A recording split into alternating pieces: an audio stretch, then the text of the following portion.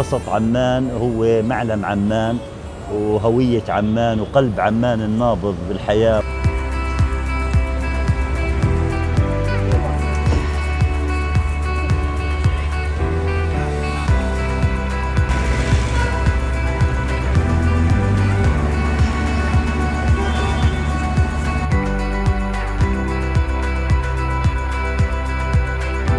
فشلت 2000 مرة ولكن وصلت لنقطة نجاح وصرت أرسم الناس. بدايتي كانت في الجامعة الأردنية بال 2005 بديت على رصيف الجامعة الباب الرئيسي والحمد لله صارت الناس تعرفني أكثر، تعرف مين أحمد عقل.